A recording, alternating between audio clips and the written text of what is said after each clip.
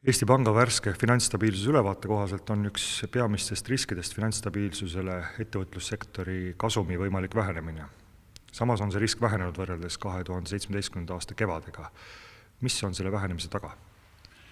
No me harjusime juba mitu aastat sellise olukorraga, kus kasumlikkus hakkas vähenema. Ühest küljest ettevõtete tulupool ei kasvanud, hinnad olid enam-vähem stabiilsed ja teisest küljest kulude pool, eelkõige palgad, siis hakkasid väga kiiresti kasvama ja selle tulemusena siis kasumlikkus vähenes.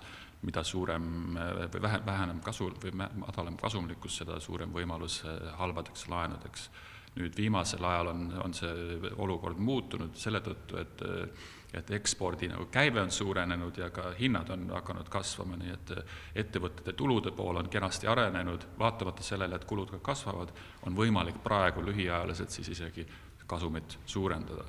Nüüd, kui me vaatame siiski tulevikku, me peame arvestama sellega, et selline nähtus on ilmselt ajutine, kuna see palgasurve pole kuhugi kadunud, need hinnatõusud, mida me oleme kogenud välisturgudel, ei tasu olla ka permanentsed ja seetõttu see surve kasumlikkusele võib taastuda.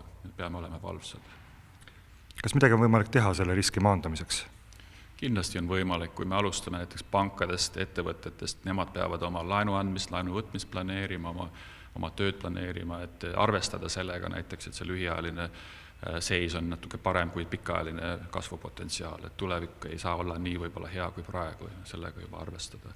Teine roll on kindlasti valitsusel ja praeguses kõrgkonjunktuuri perioodil me oleme öelnud, et praegu ei ole õige aeg lisada täiendavat stiimulit.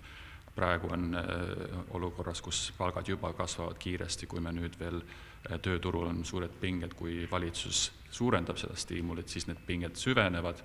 Lühiajaliselt võib-olla keegi teenib natuke rohkem tulu, aga pikemas perspektiivis ettevõtete kasumlikkus väheneb, siis nende võimekus investeerida väheneb ja siis tulevikus see kindlasti viib madalama majanduskasvuni kui ilma selliste meetmeteta. Meie ütleksime praegusel ajal pigem hoida tagasi, kui teistel läheb hästi ja tekitada puhvreid aegadeks, kus oleks neid vaja siis kasutada.